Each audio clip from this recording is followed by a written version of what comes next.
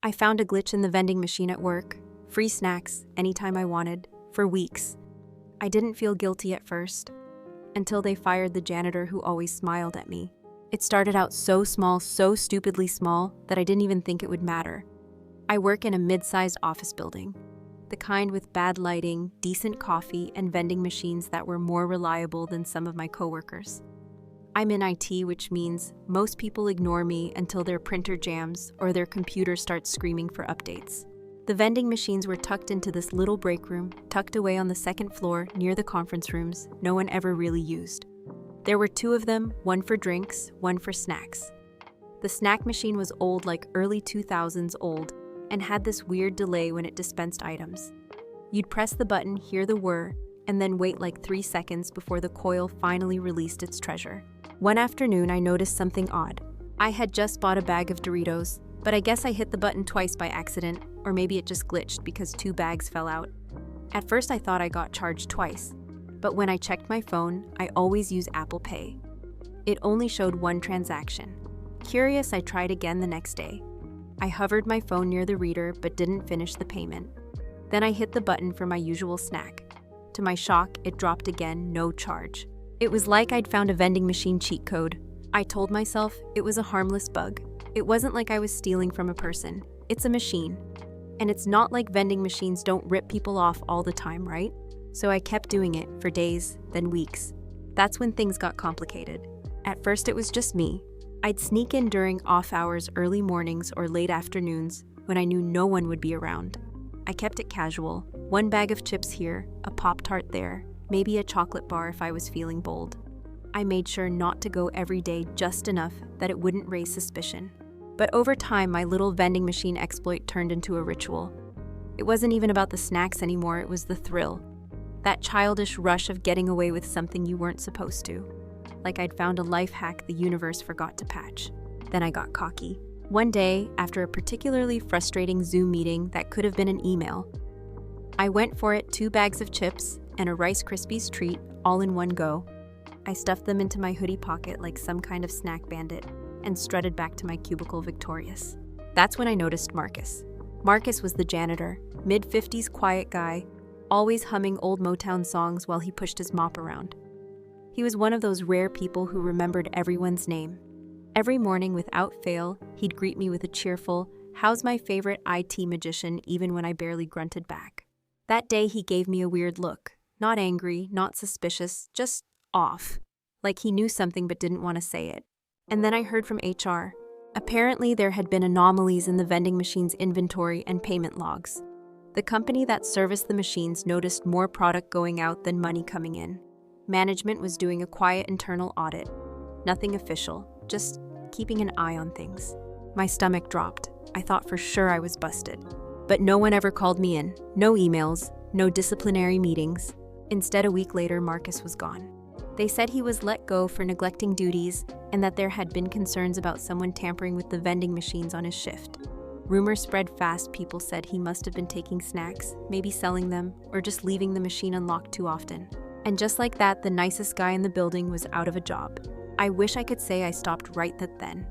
That the moment I realized Marcus had taken the fall, I rushed into HR and confessed everything. But I didn't.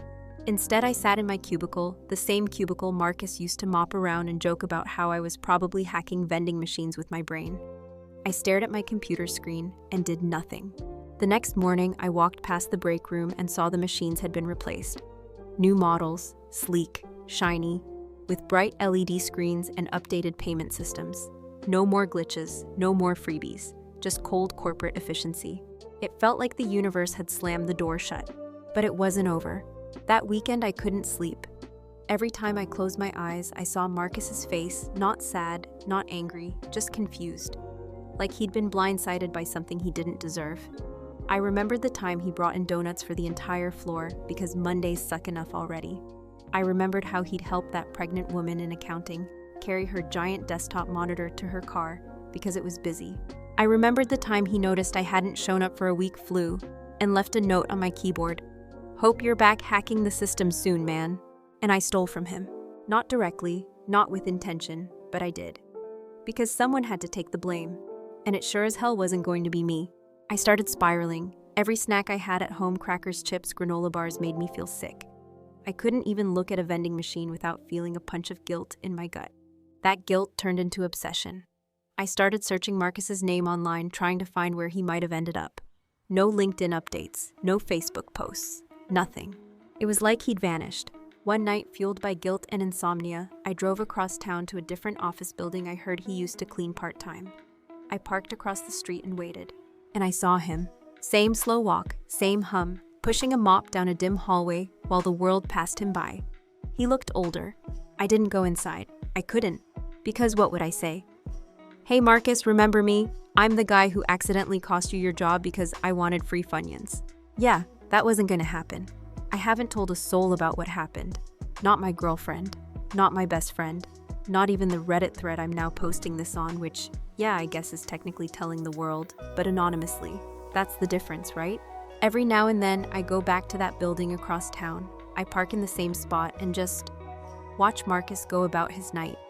I don't know why. Maybe I think I'm paying penance silently. Maybe I just need to see that he's okay, still moving, still humming, still existing, despite what I did. Or maybe it's just my cowardice dressed up as concern. Some days I justify it by telling myself I didn't really know he'd take the fall. It's not like I had any proof that would have cleared him. I could have come forward, sure, but who the hell admits to theft in a corporate building? But that's the thing about guilt. It doesn't care about your excuses. It creeps in late at night. It eats your appetite. It stains your memories, and it never quite lets go. I don't steal anymore. Not from vending machines, not from anywhere. But it's not out of some moral transformation. It's because I know now every free snack comes with a price, and sometimes someone else pays it. So here's my question. If you were in my place, would you have come forward? Would you have confessed, or would you have done exactly what I did, watch from the shadows? Hoping karma doesn't knock too loudly. Just curious, really. If this story stirred something in you, whether it made you laugh nervously, feel a little guilty yourself, or just reminded you of how fragile and flawed we all are, then maybe it's worth sticking around for more. We share real stories here, raw ones, the kind you don't hear at dinner parties but think about at 2 a.m. when the world is quiet. So if you haven't already, go ahead and subscribe to the channel, like the video if it made you feel something. And don't forget to share it with someone who might need to hear they're not the only one carrying quiet regrets. We're all just trying to figure it out one confession at a time.